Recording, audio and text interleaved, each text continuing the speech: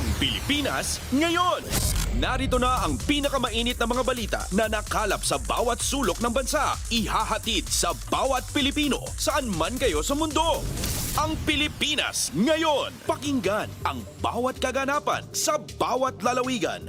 Ito ang Pilipinas ngayon.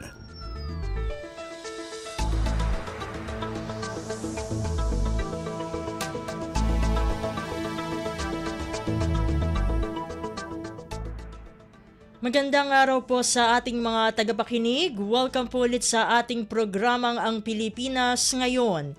Ito po ang inyong lingkod, Steph Vicente. Samahan niyo po ako sa kabuuan ng ating palatuntunan.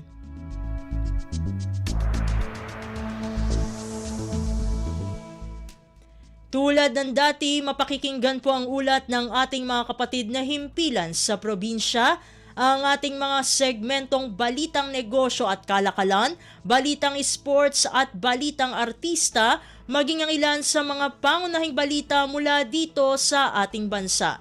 Yan po sa kabuuan ng ating palatuntunan, ang Pilipinas ngayon. Mga kaganapan sa Kamaynilaan at mga kalapit na lalawigan dito sa Ang Pilipinas Ngayon.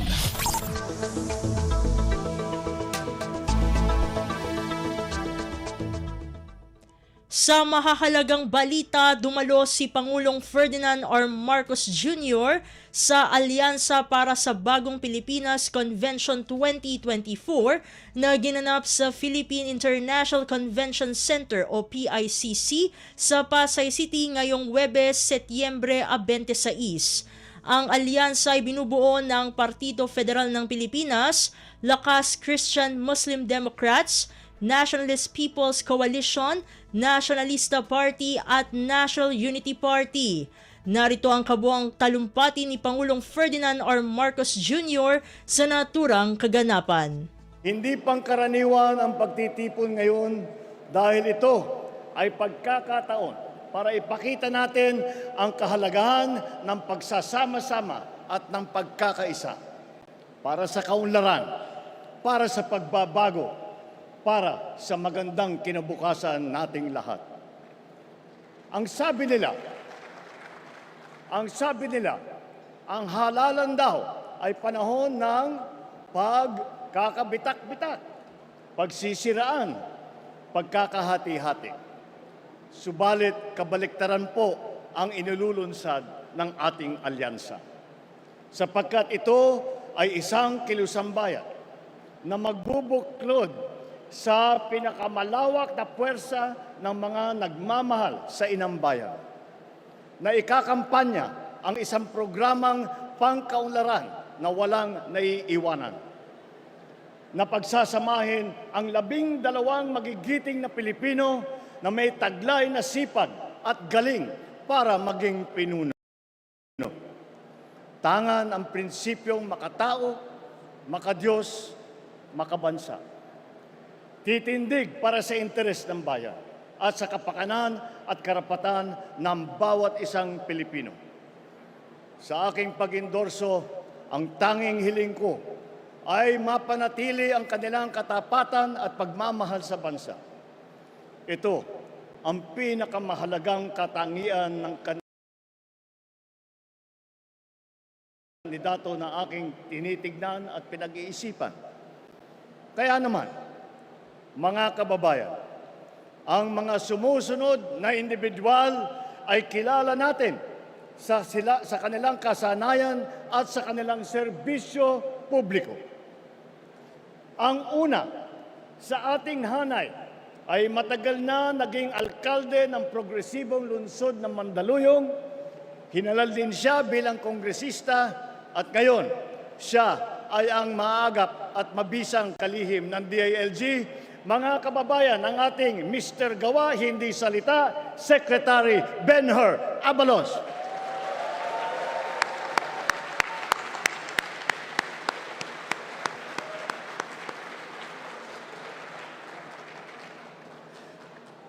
Ang susunod naman ay sumabak din sa Kongreso. Wala sa pulyeto ang pruweba ng kanyang kagalingan. Nasa lungsod na mahusay niyang pinamamahalaan. Mga kababayan, Mayor Abby Binay, hindi pwede ang pwede na, dapat better.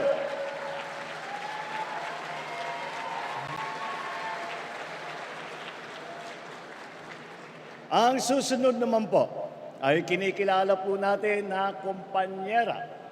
Siya rin po ay walang pagod na kampanyera para sa kalusugan ng mamamayan, edukasyon at kabataan.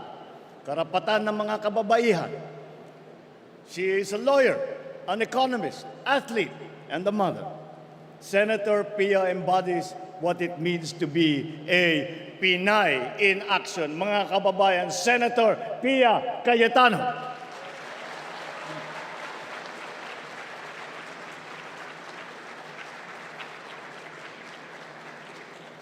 Ito naman ay isang officer and a gentleman na tapat at buong tapang na naglingkod ng lampas 5 dekada sa taong bayan. Anuman ang kanyang sasabihin at gagawin, ito ay laging nakaangkla sa motto ng kanyang alma mater: courage, integrity, loyalty. Isa po siya sa tunay na nagsasabuhay sa mensahe ng aking SONA: ang tama ay ipaglaban, ang mali ay labanan. What is right must be kept right. What is wrong must be set right. Mga kababayan, Senator Ping Lacson.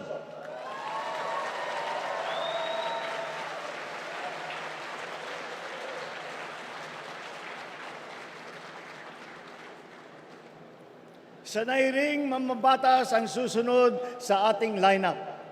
Nahasa bilang vice-gobernador na ngayon ay nasa Senado. Naging gobernador din ng lalawigan niya ng Pampanga. Mga kababayan, ang Supremo ng Senado, Senator Lito Lapid.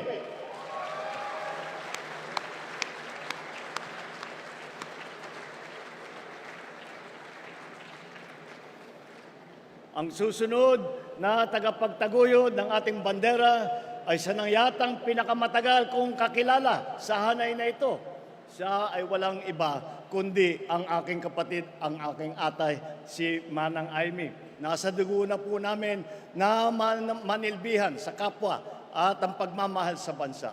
Naging kongresista, gobernador at senador. Sabi rin nila, prangka daw siya.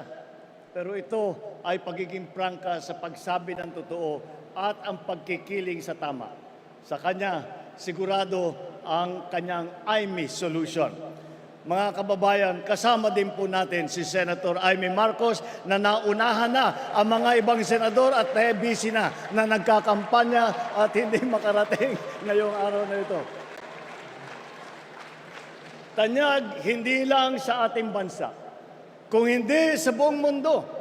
Ang susunod natin ay ang ating pambansang kamao na nagpamalas ng galing bilang mambabatas. Mga kababayan, ang ninong ng bayan, Senator Manny Pacquiao.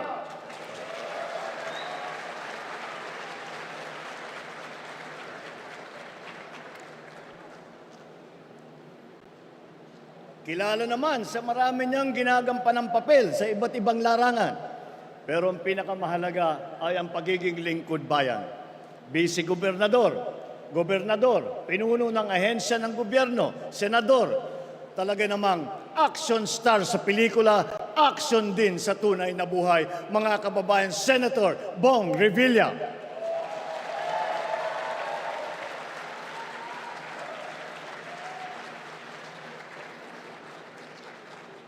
Ang ating susunod ay nakapaglingkod ng 24 na taon bilang senador.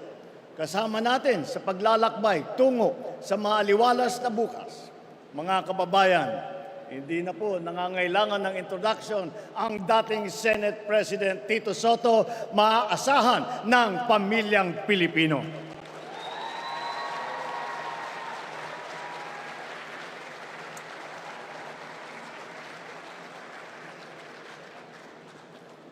Ito naman ang big brother na iyong masasandalan.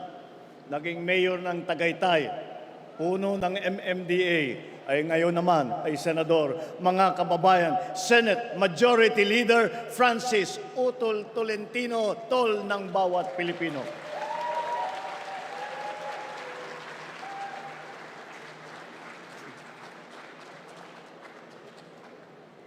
Ang susunod kong ipapakilala sa inyo ay isang public servant na noon ay madalas kong masabihan na ang ama ng saklolo.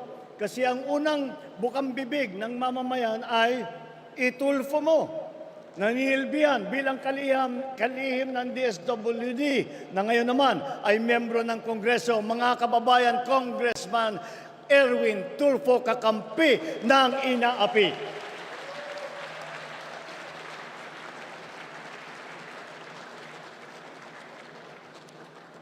Ngayon, ang aking ika-12 na sa hanay ng nagpamalas ng husay sa pamumuna, hindi lamang sa pamahalaan, kundi pati sa mga kumpanyang nagbibigay serbisyo sa ating publiko.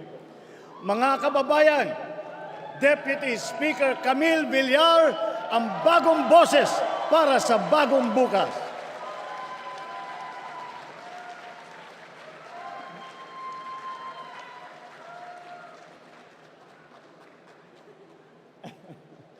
Ika nga, may kanya-kanya tayong abilidad para mapabuti ang ating bansa. Ngunit, kung tayo ay sama-sama nagbubuklod, mas mapapadaling matupad ang ating mga adikain para sa isang mas magandang bukas. Nasabi ko na rin dati na marami tayong sanay at hasa sa serbisyong publiko. Hindi na po ito bago sa atin. Wala po sa ating hanay.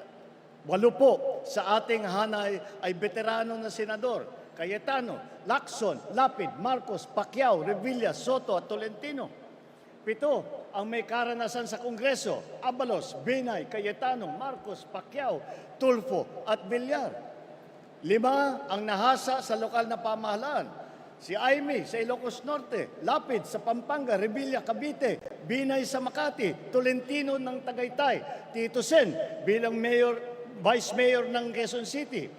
4 din sa kanila ay nagsilbi bilang miyembro ng kabinete: Abalos sa DILG, Tulfo sa DSWD, Lacson ng Yolanda Rehabilitation Commission, Tolentino sa MMDA.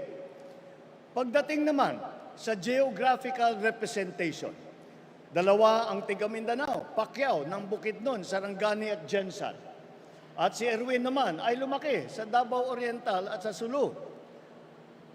Bukod pa ron, ang unang Vicente Soto ay naging senador ay taga Cebu.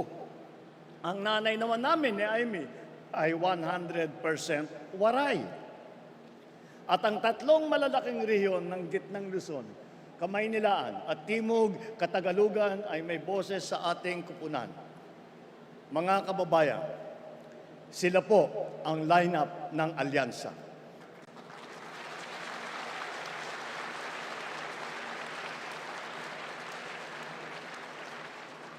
Sa kanilang kalidad at karanasan, mataas ang aking kumpiyansa na sila ay ating magiging katuwang sa ating pagsulong at sa patuloy na pag-unlad ng ating bansa. Si Pangulong Ferdinand R. Marcos Jr. Pasada ng mga balita mula sa Pilipinas para sa mga Pilipino saan man sa mundo. Ang Pilipinas ngayon.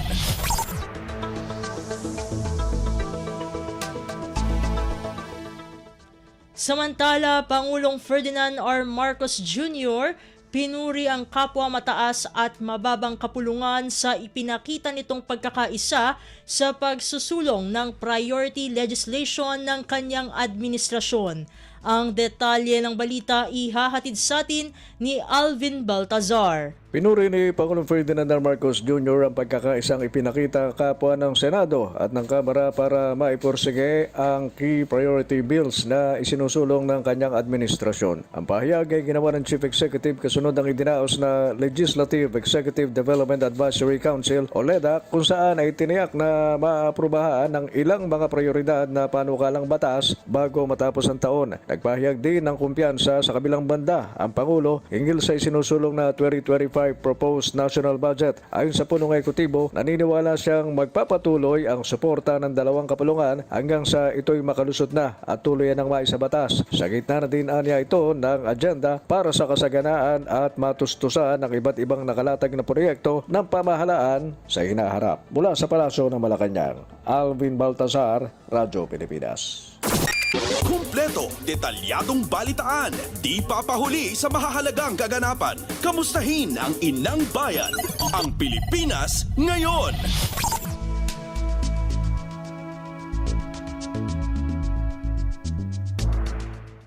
Sa iba pang mga ulat, patuloy ang pagtaas ng trust rating ni Pangulong Ferdinand R. Marcos Jr. Ayon kay Finance Secretary Ralph Recto, ito'y dahil ramdam na ramdam ng maraming pamilyang Pilipino ang mga benepisyo ng mga social program ng Marcos administration. Sabi ni Recto, dahil sa mga programa ng gobyerno tulad ng 4Ps, AKAP, AIX, maraming Pilipino na ang nakakasabay sa inflation. We do have a lot of social programs that we're undertaking. More or less 50% of all Filipino families will benefit from the budget this year. Si Finance Secretary Ralph Recto. Pasada ng mga balita mula sa Pilipinas para sa mga Pilipino saan man sa mundo. Ang Pilipinas ngayon.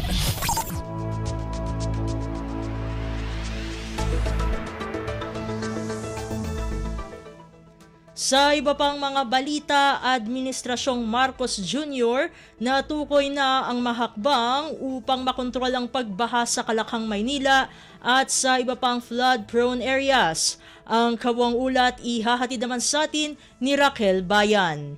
Inilatag ng pamahalaan ang iba't ibang hakbang upang mapababa ang insidente ng pagbaha sa Metro Manila at iba pang flood-prone areas sa bansa. Sa pulong kasama ang Private Sector Advisory Council o PSAC, Infrastructure and Digital Sector Group sa Malacanang, sinabi ni Pangulong Ferdinand R. Marcos Jr. na isa sa mga nakikitang paraan ng pamahalaan ay ang pagtatayo ng mas mataas na flood walls, kabilang rin ang implementasyon ng Aggressive Reforestation Program at pagtugon sa problema ng bansa sa basura sa pamamagitan ng waste-to-energy initiatives. Aminado si Pangulo Marcos na hindi basta sasapat ang reforestation effort ng pamahalaan upang makontrol ang pagbaha. Ayon sa Pangulo, bumaba ang kapasidad ng flood control system ng gobyerno dahil sa lumalagong populasyon ng bansa. Ang mga basuraan niya ay naiipon at bumabara sa mga daluyan ng tubig na nagreresulta ng pagpalya ng pumping stations. Kung matatandaan, una nang inatasan ni Pangulong Marcos ang mga kinaukulang tanggapan ng pamahalaan na tutukan ang problema na ito ng bansa sa pagbaha.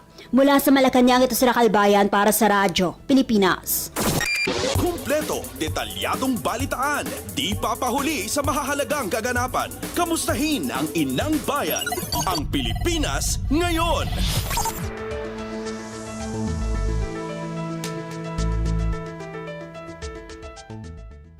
Samantala, Administrasyong Marcos Jr. naglaan ng 8.8 bilyong piso kaugnay ng Grants in Aid Program ng Department of Science and Technology o DOST. Ang detalye ng balita, ihahatid naman sa atin ni Michael Rogas.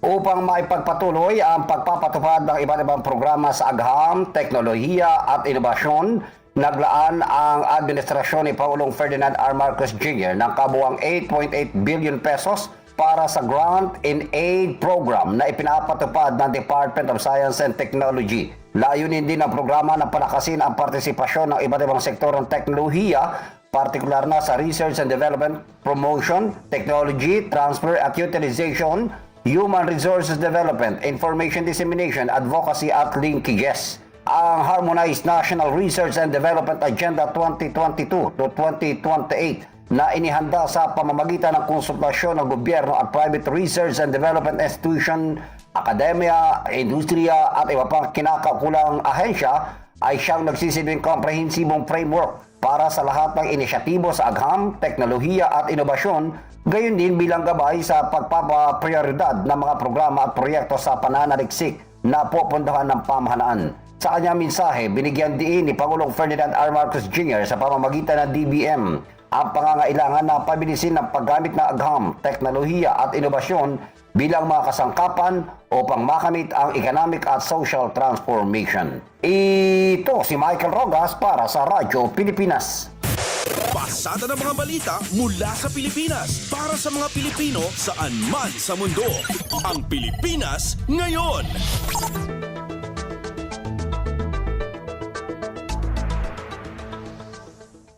Sa iba pang mga balita, kakulangan sa post-harvest facilities patuloy na tinutugunan ng Department of Agriculture o DA.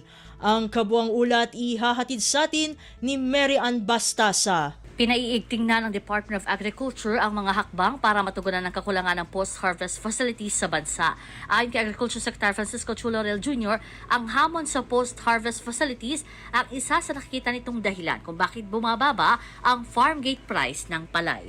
Ang only reason na mababa ang presyo natin sa ngayon ay dahil kulang talaga tayo sa post-harvest facilities. Kaya tag-ulan, masaan ang palay. So, dyan nakakapag-take advantage yung mga trader na ibaba yung presyo dahil sila lang makakapagpatuloy. Ang tinig ni Agriculture Secretary Chu Laurel Jr. Sa panig ng DA, tuloy-tuloy na anya ang ginagawa nitong procurement ng post-harvest projects. Katunayan, buwan-buwan na rin ang pagpapasinaya ng gobyerno ng mga bagong rice processing systems para matulungan ang mga magsasaka. Bukod dito, tiniyak din ng kalihim na patuloy na bumibili ang National Food Authority sa mga magsasaka sa presyong hanggang 23 pesos para sa fresh at wet palay. Ito si Mera Ann Bastasa para sa Radyo Pilipinas. Kumpleto, detalyadong balitaan, di papahuli sa mahahalagang kaganapan. Kamustahin ang inang bayan, ang Pilipinas ngayon.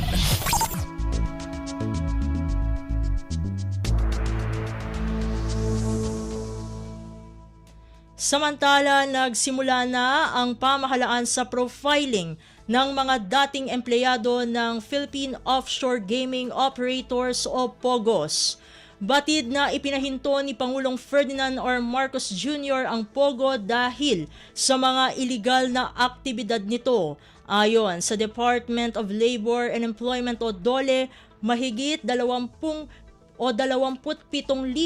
sa 40,000 manggagawang Pilipino mula sa POGO ang kanilang nai-profile na. Tiniyak naman ni DOLE Bureau of Local Employment Director Patri Wirawan Jr. na may nakahanda namang serbisyo ang gobyerno ng Pilipinas para sa manggagawang Pilipino na naapektuhan ng pagpapahinto sa POGO. Matapos po natin ma-profile ang mga workers, meron po tayong line-up or menu ng mga services na binibigay sa kanila. Katulad po ng sa pamamagitan po ng ating mga Public Employment Service Offices. DOLE Bureau of Local Employment Director Patri Wirawan Jr. Pasada ng mga balita mula sa Pilipinas para sa mga Pilipino saan man sa mundo. Ang Pilipinas ngayon.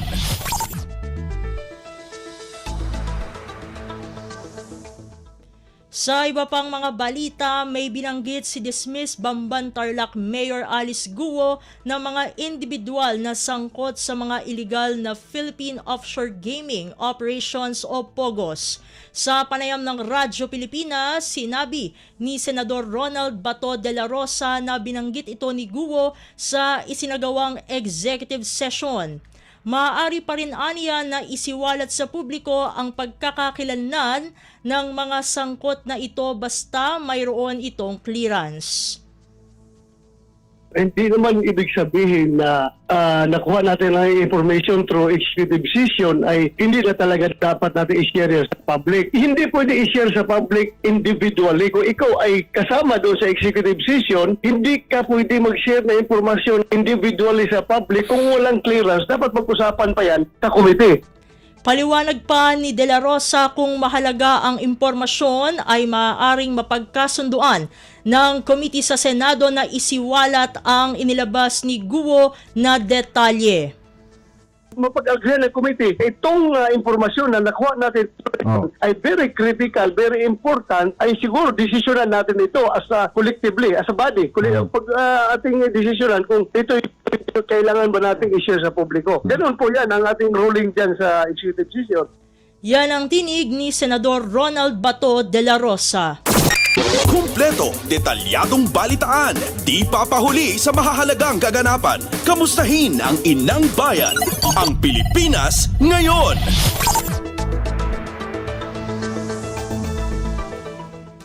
Samantala, matagal nang alam ng Presidential Anti-Organized Crime Commission o PAOK ang mga sinasabing itinuro ni dismissed Bamban Tarlac Mayor Alice Guo sa hiling niyang executive session. Sa panayam ng Radyo Pilipinas, sinabi ni PAOK spokesperson Winston John Casio na mga Chinese at foreign national lamang ang kanyang ituturo na tapos naman ng kasuhan ng kanilang ahensya.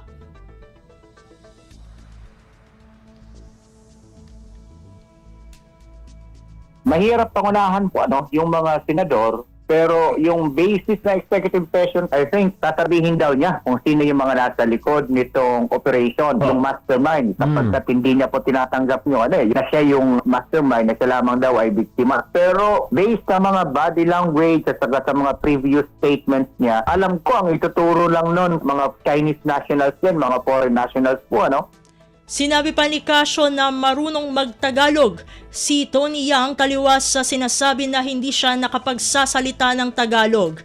Nakakapagsalita na rin aniya si Yang ng kaunting Bisaya. Nakakausap po namin pag nasa elevator, halimbawa, o pag may bisita siya, abogado siya, nakakausap po ng paayos sa Tagalog naman po, Nakakausap din ng kahit papaano ng kaunti-unting Bisaya. So, alam natin marunong po ito. Si Presidential Anti-Organized Crime Commission o PAOK spokesperson Winston John Casio. Kumpleto, detalyadong balitaan, di papahuli sa mahahalagang kaganapan. Kamustahin ang inang bayan, ang Pilipinas ngayon.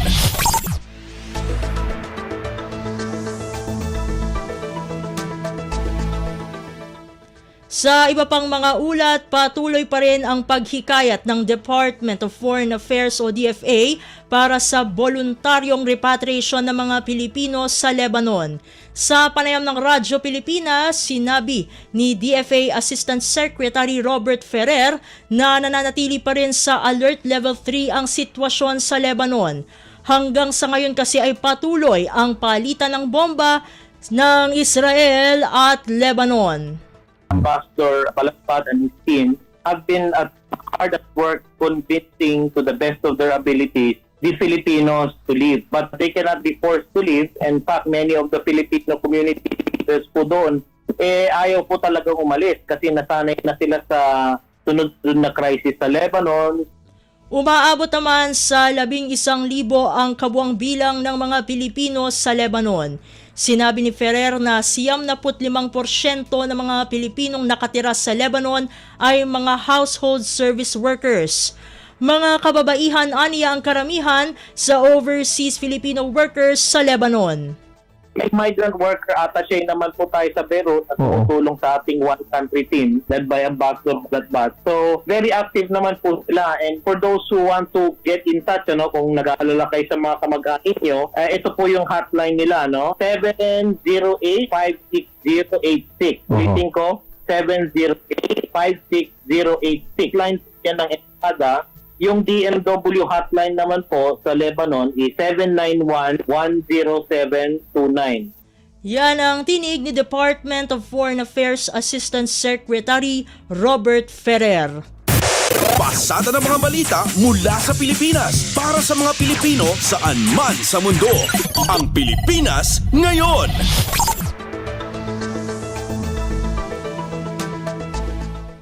Sa kaunay na balita, siniguro ng Overseas Workers Welfare Administration o OWA ang kanilang kahandaan sakali mang magpatupad ng mass evacuation sa Lebanon dahil sa tensyon sa pagitan ng Lebanon at Israel. Sa panayam ng Radyo Pilipinas, sinabi ni OWA Administrator Arnel Ignacio na nag-aalok ang kanilang ahensya at ang Department of Migrant Workers ng hanggang 150,000 pesos na pabaon sa mga Pilipinong nais umuwi sa bansa. Gayunpaman aniya ay hindi masyadong tumutugon ang mga Pilipino doon.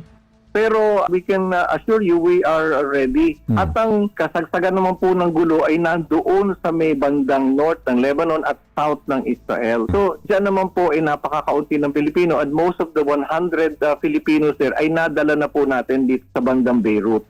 Yan ang tinig ni Overseas Workers Welfare Administration o OWA Administrator Arnel Ignacio. Kumpleto, detalyadong balitaan, di papahuli sa mahahalagang kaganapan. Kamustahin ang inang bayan, ang Pilipinas ngayon.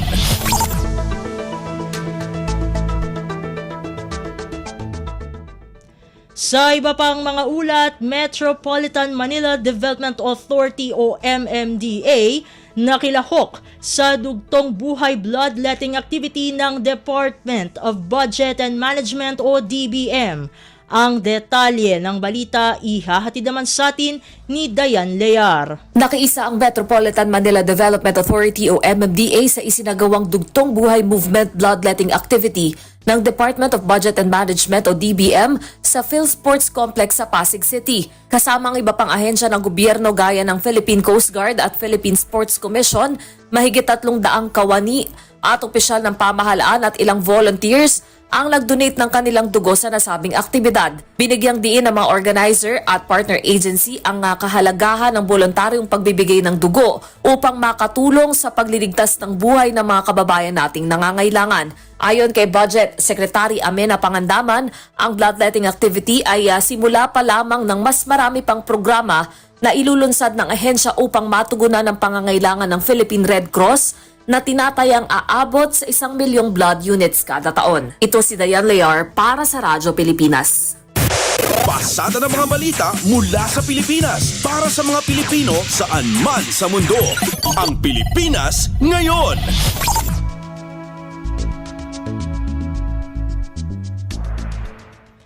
At iyan ang mga may init na kaganapan para sa araw na ito. Samantala, ating antabayanan ng mga ulat mula sa ating mga kapatid na himpilan sa probinsya para sa Regional News. Balita mula sa lalawigan sa bawat rehiyon ng ating bayan. Dito sa Ang Pilipinas Ngayon. Narito na ang bugso ng ating mga regional news. Dumako muna tayo sa rehiyon ng Luzon. Industriya ng paggawa ng Geonet o Coconet sa Rehiyon 1 pinapalawig ng Philippine Coconut Authority. Ang kabuang ulat ihahatid sa atin ni Jude Pitpitan mula sa Lawag. Naayat at tumulong iti Philippine Coconut Authority kadagiti manalo na kahit na timang rugi nga negosyo ti panagaramid kadagiti nagdudumang produkto manipod iti coconut husk wano bunot. Dahito iti impaganatgat ni PCA Agriculturisto Joe Marie Cabrera kalpasan na namuan nga umabot ti 400,000 pesos ti magastos iti manalo no gumatang ti decorticating machine. Tila sa makina kat iso ti mangi convert kadagiti coconut husk ang mapagbaling nga fiber kalpasan na ket maaramid a geonet wano dagiti mo usar anet kadagiti slope protection dagiti mausar iti mining industry ken daddo mapay. Kunani Cabrera aparte ti programa iti PCA ti panakaipuntar dagiti integrated coconut crafting facility ano sa dinno ditoy ang ma-develop dagiti daddo mapay a pakausaran tinyog malaksid lang iti bunga na agagangay na mausar iti panagaramid kadagiti byproducts na impaganatgat ni Cabrera dagiti lang qualified nga PCA certified cooperatives ti makaguntaway iti nasoo produkto. Manipod iti syudad ti Lawag Jude Pitpitan para iti Radyo Pilipinas World Service. Balita mula sa lalawigan sa bawat rehiyon ng ating bayan. Dito sa Ang Pilipinas Ngayon.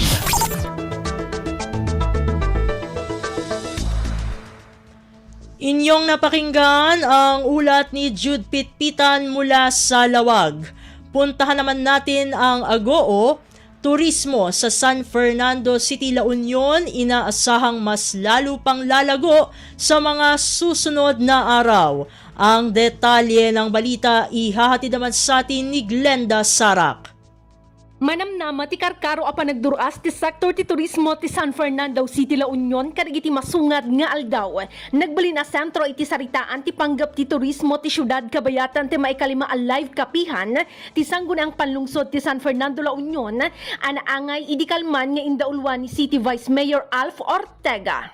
Di maray iti kapihan dagiti manorsuro ken estudyante iti tourism-related courses ken dumapay a personalidad. Na pagsasaritaan dagiti pamayan no kasano ang mapasaya at sektor ti turismo iti syudad.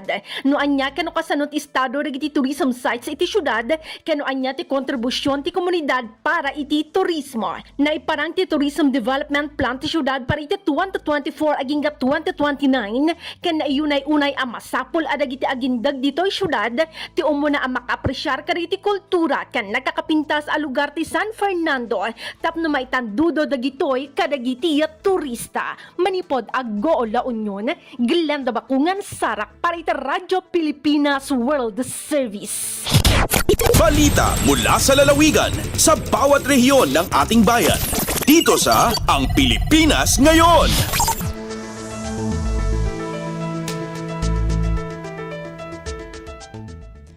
Inyong napakinggan ang ulat ni Glenda Sarak mula sa Agoo.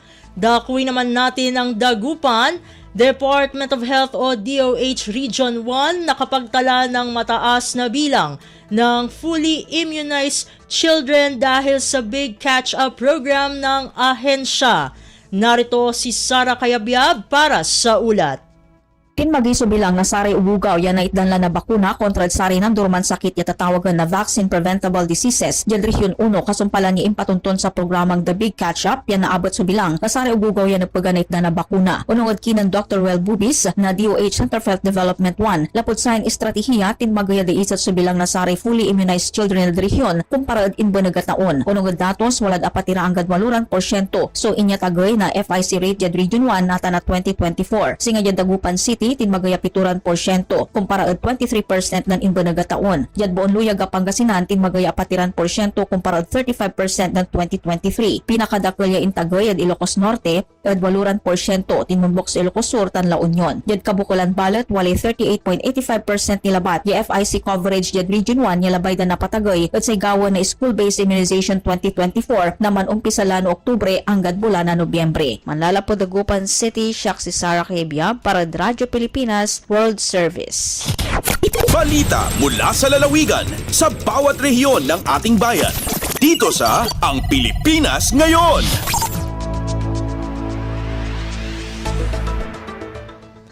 Inyong napakinggan ang ulat ni Sara Kayabyab mula sa Dagupan. Puntahan naman natin ang rehiyon ng Kabisayaan. 3 dating rebelde sa Eastern Samar tumanggap ng livelihood assistance mula sa Department of Trade and Industry o DTI. Ang detalye ng balita ihahatid naman sa atin ni Daisy Belizar mula sa Borongan. Tulong nga dati rebuilding ang New People's Army nga binalik kapiudan gobyerno pinaagyan mga otoridad ang 2nd Eastern Samar Police Mobile Force Company o ASPMFC ang kinarawat and livelihood assistance. Tika nga Department of Trade and Industry kundi TI kakalupang adlaw September 25, 2024. Sumalak ang Police Lieutenant Colonel Rizal Antonio Leong III, Officer in Charge ng 2nd ESPMFC. Ang nasabi nga pangkabuhayan package inayudan gobyerno agud magkamayaden rekurso ang former rebels nga makakabulig pag-establisarhin pakabuhi nga masustiner hapagtikang hinpanibago nga kinabuhi gawasan kagiusan.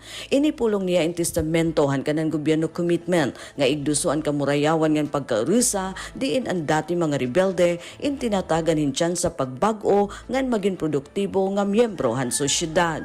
Mula sa Borongan City, ito si Daisy Lalosa Belizar para sa Radyo Pilipinas World Service. Balita mula sa lalawigan sa bawat rehiyon ng ating bayan. Dito sa Ang Pilipinas Ngayon.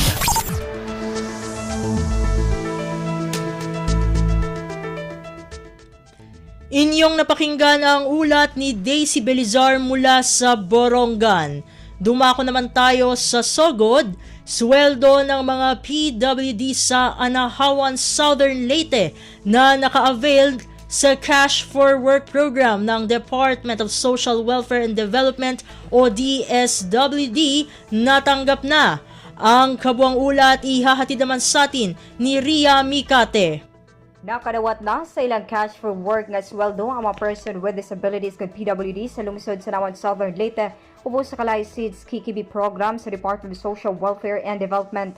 Nasaran sa Radyo Pilipinas pinagi kang PWD focal person Evelyn Lamoridan nga nasa 7 ka PWD ang nahimong benepisyaryo sa mga programa. Mukabat sa 4,050 pesos ang natagamtam sa matag usa kanila nga giapod-apod sa mga sakop sa Provincial Social Welfare and Development Office nitong Martes, Setyembre 24. Isig bayad sa pagtrabaho sulod sa 10 ka adlaw sa ilang mga barangay din adlawan og tag 405 pesos. Ang masaran nga cash for work program sa mga PWD gipatuman sa gobyerno aging paghatag og suporta kanila sa pagpanginabuhi sa komunidad. Gikan sa Radyo Pilipinas, sugod kini si Ria Mikati alang sa Radyo Pilipinas World Service. Balita mula sa lalawigan sa bawat rehiyon ng ating bayan. Dito sa Ang Pilipinas Ngayon.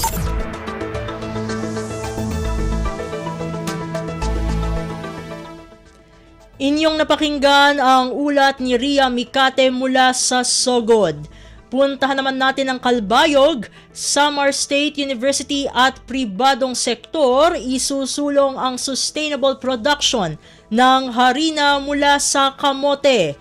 Ang detalye ng balita ihahatid naman sa atin ni Suzette Pretencio. Ginpermahan sa Samar State University o SSU sa pagpamuno ni University President Dr. Redentor S. Palencia ano sa nga Memorandum of Agreement o MOA, kaupod ang Balante Women's Association, Mari Emonte ng United Bakery. Nagtutuyo ang kasarabutan nga pakusgon ang produksyon ng paggamit sa harina tikang sa kamote como sustainable nga alternatibo nga harina sa wet flour. Sumala sa SSU, usa nga importante nga pitad ang pagperma sa MOA sa pagdusos ang paggamit sa local agricultural products ngan pagsuporta sa community-based livelihoods. Sa kasarabutan, magiging suppliers ang harina tikang sa kamote, ang Balante Women's Association, samtang ang Mare Emonte ng United Bakery, ang magduduso sa komersyal nga paggamit sa harina sa mga magkadordilain nga produkto nga tinapay ngan baked goods. Pinaagi sa sining inisyatibo, ginlalauman nga mabubuligan, diri lan mga lokal nga parag-uma, kundi pati ang mga kababayinan sa komunidad nga mapahaluag ang era pangabuhian o kapabilidad sa produksyon.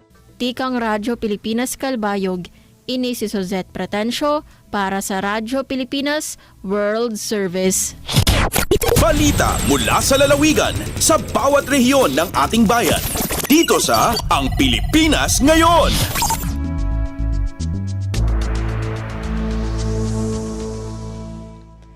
Inyong napakinggan ang ulat ni Suzette Pretencio mula sa Kalbayog. Dakuin naman natin ang rehiyon ng Mindanao, mga truckers sa basic food commodities sa Cagayan de Oro pinulong ng Department of Agriculture o DA Region 10. Ang detalye ng balita ihahatid naman sa atin ni Romy Kapinpuyan mula sa Cagayan de Oro. Orientation kalabot sa Food Lane Project sa Department of Agriculture ang ipahigayon karubago dinhi sa Cagayan de Oro. Tumong nini nga mapasayon ang transport ug logistics sa nagkadayang agricultural commodities ug mga produkto dinhi sa Northern Mindanao. Tingwa usab sa Food Lane Project ang pag-institutionalize sa efficient ug dali nga paghatod ug ang distribution sa agri-fishery products gikan sa mga production side ngadto sa kamerkaduhan.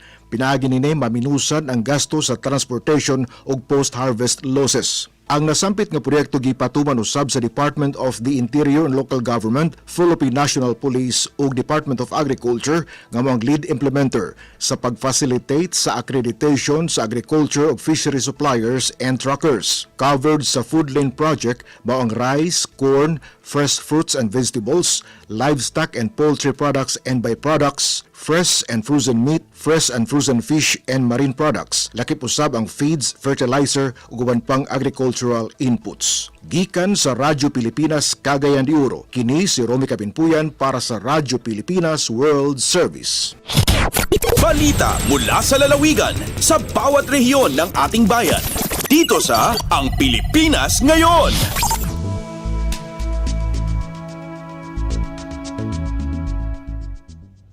Inyong napakinggan ang ulat ni Romy Kapinpuyan mula sa Cagayan de Oro. Puntahan naman natin ang Zamboanga. Lungsod ng Zamboanga nakilahok sa third quarter nationwide simultaneous earthquake drill. Narito si Shirley Espino para sa balita. Ya participa el ciudad de Zamboanga na aka-tercer quarter nationwide simultaneous earthquake drill este día Septiembre 26. El mencionado aktibidad encabeza el City Disaster Risk Reduction and Management Office o CDRMO junto con ang otros pa mga-consyerne ahensya. Parte ng mga pilot site ang mga diferente mga departamento ng gobyerno lokal kaya ocupan ang edificio del City Hall donde tukal sirena para el principio del earthquake drill. Tadverti ko ng mga participante para man-execute el duck, cover, and hold protocol sa prinsipya el alarma y después necesita sale na evacuation routes antes sila liga na mga predetermined evacuation area. Objeto de la actividad para darle bastante saber y asegura preparado el público en tal caso tiene temblor y otros pa mga kalamidad. Desde aquí na RP Zamboanga, este si Shirley Espino para na Radyo Pilipinas World Service. Balita mula sa lalawigan sa bawat rehiyon ng ating bayan. Dito sa Ang Pilipinas Ngayon.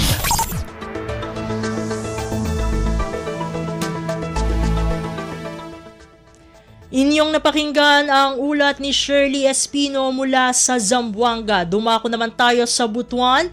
Butuan's Balangay Independent Film and Theater Festival kasado na. Ang detalye ng balita ihahatid naman sa atin ni Jocelyn Morano.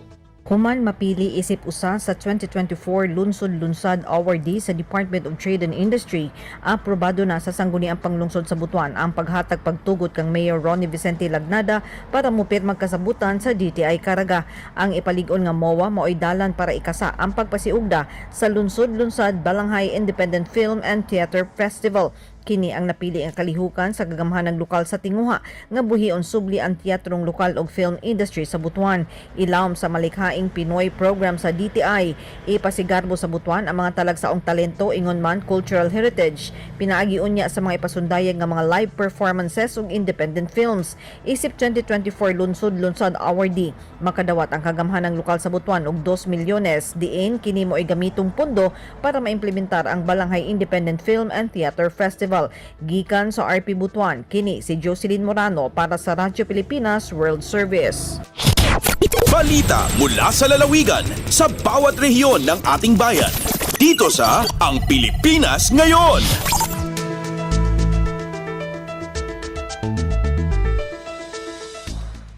Inyong napakinggan ang ulat ni Jocelyn Morano mula sa Butuan.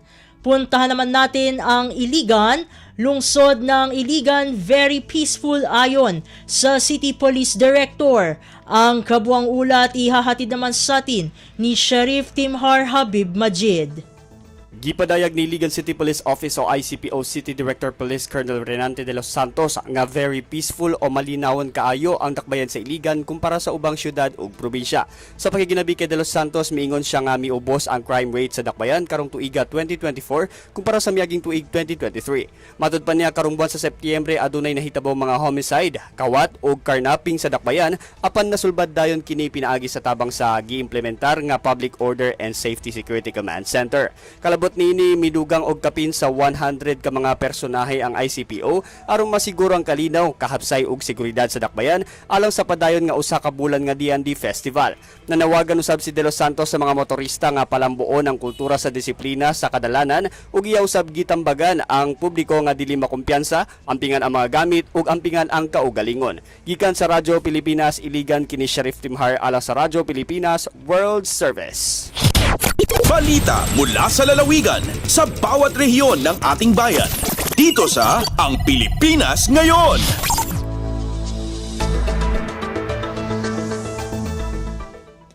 Inyong napakinggan ang ulat ni Sheriff Timhar Habib Majid mula sa Iligan.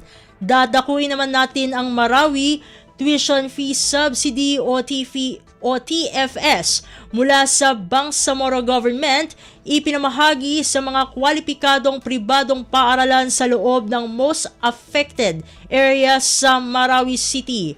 Narito si Alwidad Bashir ng RP Iligan para sa balita. Miaden sa programa a ceremonial distribution para ka tuition fees subsidy ang taka TFS para kung mga private schools sa sulod ang most affected areas sa giyang kanan na ingad the Islamic City of Marawi sa giyang may post sa mga gawi. Makapopona na programa sa giyang opisina Bangsamoro Autonomous Region in Muslim Mindanao Marawi Rehabilitation Program.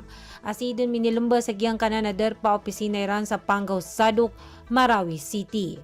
Aya din na miyaguluan si Sagyong Kutwa Distribution na giyang kaiya mga uluan tano sa BARM MRP, a Program Manager MP Said M. Shaikh, agumya kader parumpan si Deputy Chief Minister Alim Ali B. Sulaiman, aya kapapantagan na Chairperson na Program Steering Committee agiyang kanan na opisina.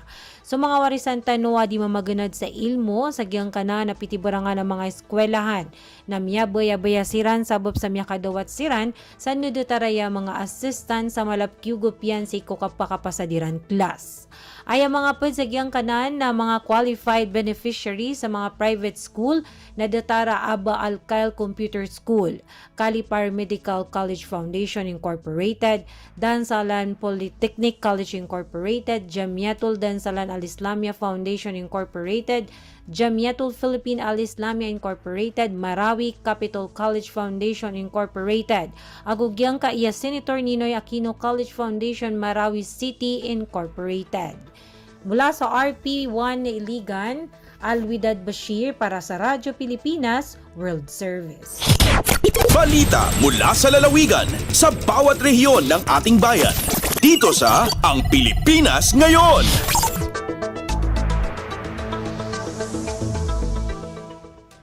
At inyong napakinggan ang ulat ni Alwidad Bashir ng RP Iligan. Dito na nagtatapos ang ating regional news. Narito naman ang ating segmentong Balitang Negosyo at Kalakalan na ihahatid sa atin ng ating kasamang si Bea Gaza. Lagay ng ekonomiya, kalakalan, negosyo at iba pa. Atin ang alamin dito sa Ang Pilipinas Ngayon. Magandang araw, narito ang Balitang Negosyo at Kalakalan. Iniulat ng Bureau of the Treasury o BOTR na bumaba ang budget deficit ng Administrasyong Marcos Jr. nitong buwan ng Agosto dahil sa malakas na revenue at kaunting public spending. Sa isang pahayag, sinabi ng BOTR na mayroong fiscal deficit ang pamahalaan na nasa 54.2 billion pesos ngayong Agosto, katumbas ng 59.24% na pagbaba kumpara sa 133 billion pesos na naitala noong nakaraang taon. Itinuturing na dahilan ng BOTR ang pag-unlad na ito sa 24.4% na pagtaas sa government receipts at minimal 0.68% na pagbaba sa government expenditures. Sa unang 8 buwan ng 2024, bumaba rin ang budget deficit sa 4.8% o 697 billion pesos mula sa 732.5 billion pesos noong nakaraang taon. Sakop nito ang 46.95% ng 1.5 trillion pesos full-year program para sa taong 2024. Umakyat naman ang government revenue collection sa 24.4% o 386.3 billion pesos nitong Agosto dahil sa malakas na non-tax collections. Kabuang 2.99 trillion pesos ang koleksyon ngayong taon na nahigitan ang koleksyon ng nakaraang taon na nasa 2.58 trillion pesos o 15.91%. Mga buwis ang may pinakamalaking parte sa koleksyon at nagbigay kontribusyon ng umaabot sa 2.6 trillion pesos. Kabilang naman sa non-tax collections ang fees, charges at grants na lumikha ng 434.9 billion pesos, katumbas ng 58.66% na pag-angat kumpara sa nakaraang taon. Lagay ng ekonomiya, kalakalan, negosyo at iba pa. Atin ang alamin dito sa Ang Pilipinas Ngayon. Inaasahan ng Asian Development Bank o ADB na lalo pang bababa ang inflation ng Pilipinas ngayong taon. Bunso dito ng mas pinababang taripa sa mga pangunahing bilihin tulad ng bigas at iba pang pagkain. Mararamdaman ito sa domestic retail prices sa mga susunod na buwan. Batay sa Manila-based ADB, Asian Development Outlook o ADO report para sa buwan ng Setyembre ngayong taon, tinatayang bababa ang inflation sa 3.6% mula sa 3.8% noong Abril. Para naman sa pagtataya ng inflation sa susunod na taon, bababa ito sa 3.2% mula sa 3.4% kung maisa sa katuparan. Ito na ang pinakamababang annual inflation rate buhat ng maitala ang 2.4% noong 2019 at 2020.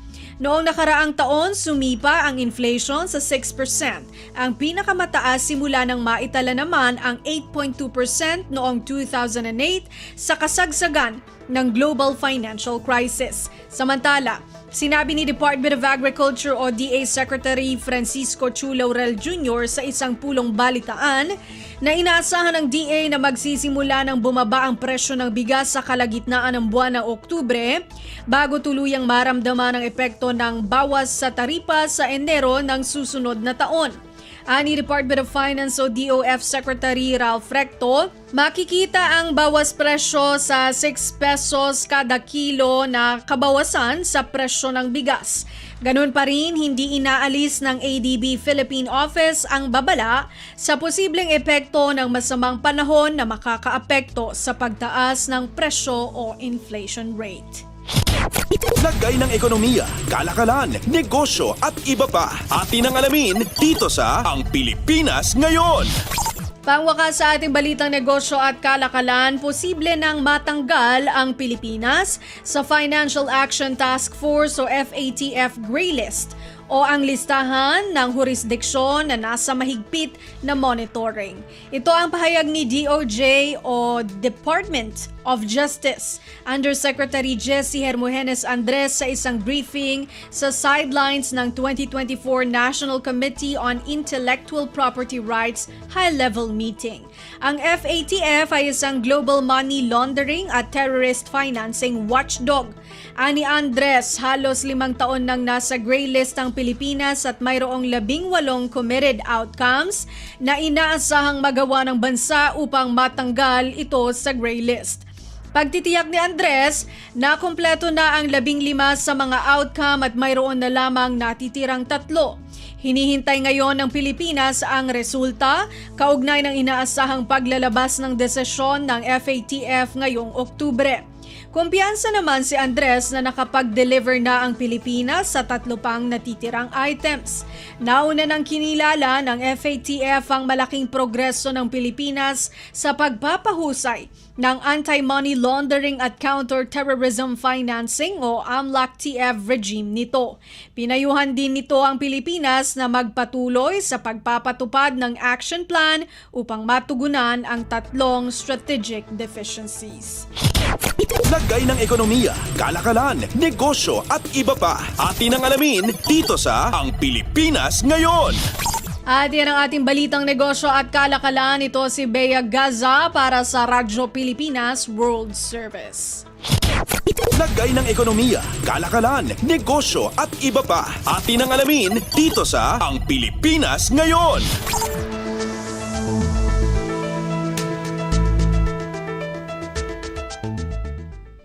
Maraming salamat, Bea, para sa ating segmentong Balitang Negosyo at Kalakalan. Narito naman ang ating segmentong Balitang Sports na ihahatid naman sa atin ng ating kasamang si Win Peñano. Updates at pinakahuling mga usapin sa mundo ng palakasan. Atin ang pakinggan dito sa Ang Pilipinas Ngayon. Magandang araw, narito na ang mga nangungunang balita sa larangan ng palakasan. Matapos ang impresibong performance sa kanyang unang title defense kontra Mexican challenger Luis Castillo, may mga kinukonsidera ng next opponent ang kampo ni WBC minimum weight champion Melvin Jerusalem. Ayon sa promoter ni Jerusalem na si JC Manangkil, posibleng rematch kay Japanese boxer Yudai Shigeoka ang kanilang tinitingnan para sa sunod na bout ng Pinoy champion. Maalalang nasikwat ni Jerusalem ang WBC belt nang pataubin nito si Shigeoka sa kanilang showdown sa Nagoya, Japan noong Marso. Sa kabila ng mabangong rematch, sinabi ni Manangkil na makikipag-usap pa siya sa Kameda Group ng Japan para sa mga paplantsahin pang detalye sa mga susunod na laban. Samantala, bukod sa former Japanese champion, isa pang tinitingnang opsyon ni Manangkil ang unification bout ng kanyang alaga sa Thai champion na si Tamanun Niyomtrong. Tanga ng malinis na kartadang 25 wins na may 9 na knockouts, hawak ng tinaguriang Little Pacquiao ng Thailand ang WBA minimum weight crown na nasa 8 taon na nitong dinidepensahan. Wala pang naibibigay na detalye kung kailan ang target date para sa next fight ni Jerusalem. Updates at pinakahuling mga usapin sa mundo ng palakasan. Atin ang pakinggan dito sa Ang Pilipinas Ngayon. Sa iba pang balita, nasungkit ng Philippine Ladies Olympic Trap Team ang bronze medal sa katapos na 2024 Taipei International Grand Prix sa Taoyuan City sa Taiwan. Nakuha ng women trio na binubuo ni Lydia Cuyong at Valerie at Cathy Levanza ang third place matapos kapusin ng puntos kontra sa gold finisher na Australia at silver winner at host Chinese Taipei. Namuntikan naman na makadouble podium ang Pinas mula sa men's trap team na kinapos at malagay lamang sa fourth place. Sa kabila ng naging performance, tiwala ang Pinoy shooters na malaki ang iniambag ng torneo sa kanilang international exposure at may malaking aral para sa kanilang paghahanda sa 46th Southeast Asian Shooting Championships na isasagawa sa Nobyembre 25 hanggang Disyembre 10 sa Pilipinas. Updates at pinakahuling mga usapin sa mundo ng palakasan. Atin ang pakinggan dito sa Ang Pilipinas Ngayon. Sa basketball naman, napanatili ng National University o NU Lady Bulldogs ang maganda nitong kampanya sa UAAP Season 87 Collegiate Women's Basketball Tourney matapos nasakmalin ang Adamson University Lady Falcons sa kanilang match sa Smart Araneta Coliseum nitong Miyerkules. Matapos ang dikitang score sa first 2 quarters, animoy nakawala sa hawla ang Lady Bulldogs na kumana ng agarang 19-point lead pagsapit ng third frame.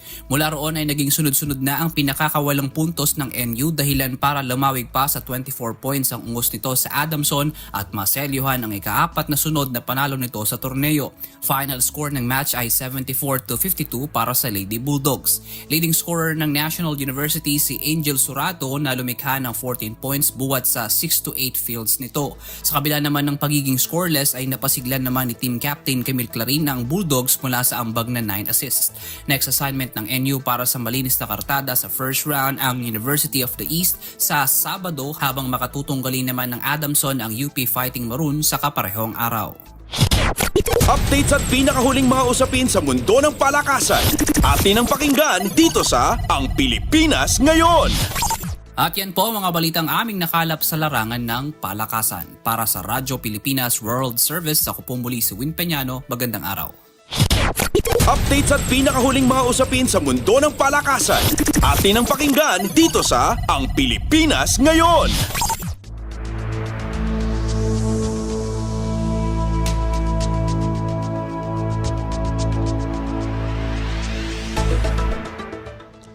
Maraming salamat, Win, para sa ating segmentong Balitang Sports. Samantala, narito na ang mga latest chika sa ating segmentong Balitang Artista kasama ang nag-iisang si Mama JT. Ang latest, ang hottest sa showbiz and entertainment. Heto na sa Ang Pilipinas Ngayon.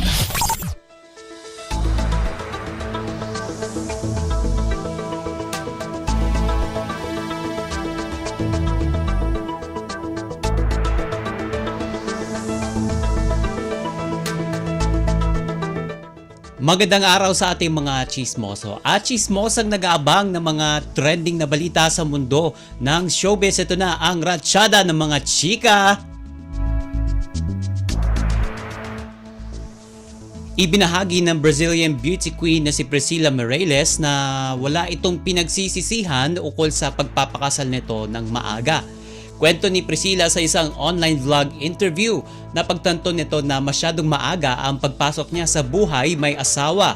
Agad rin niyang nilinaw sa nasabing panayam na wala itong pagsisisi sa kanyang pinasok.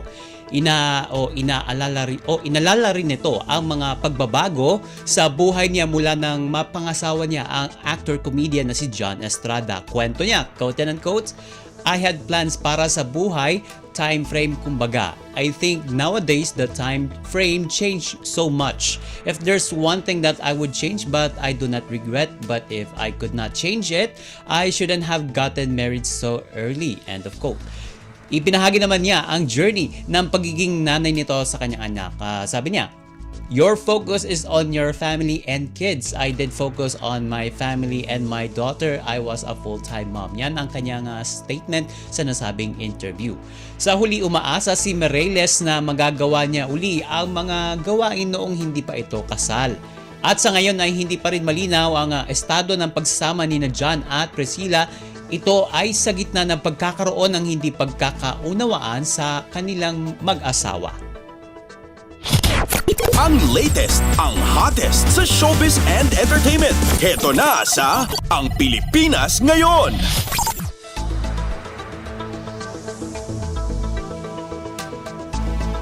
Sa iba pa nating chika for today, kung karamihan ng mga nag-aalok ng kasal ay mga kalalakihan, ibahin natin ang online celebrity vlogger na si Zainab Harake. Kamakailan kasi ay nag-propose ito ng kasal sa kanyang kasalukuyang nobyo na basketballista na si Ray Parks Jr. Sa YouTube vlog ng online celebrity, makikita ang naging kabuuan ng proposal ng kasal ni Zainab sa kanyang longtime partner na si Ray habang sila ay nagbabakasyon sa Japan. Una nang nag-propose si Ray kay Zainab earlier this year. Hinikayat naman ng mga followers ni Zainab na ipakita ang kanilang appreciation sa kanilang mga partners. Sa kasalukuyan, umabot na sa mahigit 500,000 views ang kanyang YouTube vlog na napuno ng mga positibong komento. Ang latest, ang hottest sa showbiz and entertainment. Heto na sa Ang Pilipinas Ngayon.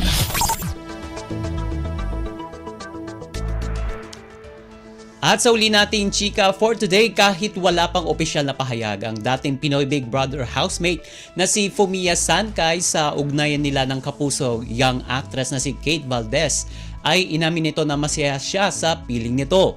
Ito naman ang naging tugon ng dating housemate nang matanong siya sa estado ng relasyon nila ni Kate. Sabi niya, quote and unquote, I'm so happy with Kate too. At hindi na itago ng Pinoy Big Brother alumni ang kanyang ngiti nang mapag-usapan ang tungkol sa kanila ni Kate. Sabi niya, quote and unquote, I'm happy because of her support. Very thankful and thank you for teaching me Tagalog. Kung inyong maaalala, pumutok ang usap-usapan tungkol sa pagde-date ni Sankay at Valdez matapos lumabas ang kanilang litrato online na magkasama habang nagbabakasyon sa Hong Kong Disneyland, maging ang kanilang pagsasama sa isang event ng isang technology giant sa Taguig kamakailan.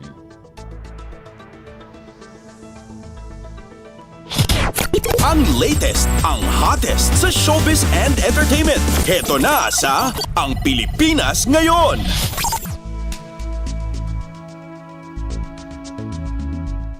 At wala na tayong sapat na oras para sa ating balitang artista. Maraming salamat mga kachismis sa pakikinig sa aking mga chika for today.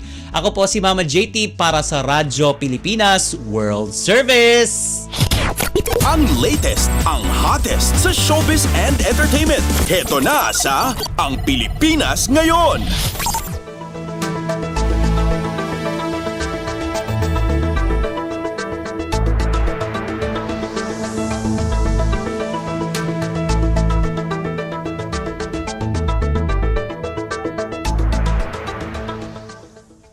At At yan po ang kabuuan ng ating programa para sa araw na ito. Samantala, magpapasalamat muna tayo sa ating mga nakasama sa ating transmitter site. Sa Tinang, sa studio, kasama natin sina Milo Jonella, Susan Aison at Anthony Pimentel. Pinasasalamatan din natin ang ating executive producer para sa araw na ito na si Jerome Toledo. Salamat din sa mga naghatid ng mga ulat mula sa Kamaynilaan at mga probinsya, pati na rin ang naghatid sa atin ng segmentong Balitang Negosyo at Kalakalan na si Bea Gaza, ng segmentong Balitang Sports na si Win Peñano at ng segmentong Balitang Artista na si Mama JT. At syempre, maraming salamat sa ating station manager na si Mr. Ray Sampang. Maraming salamat po hanggang sa susunod na edisyon ng ating palatuntunan. Huwag kalimutang mag-like, mag-follow at mag-subscribe na sa mga social media account o page ng Radyo Pilipinas World Service upang maging laging updated sa mga mahahalagang balita. Ito pong muli ang inyong lingkod, Steph Vicente. Mabuhay po tayong mga Pilipino. At yan ang Pilipinas Ngayon. Muling samahan si Ben Blones sa parehong oras at alamin ang pinakahuling mga kaganapan at balita saan man kayo naroon. Ang Pilipinas Ngayon!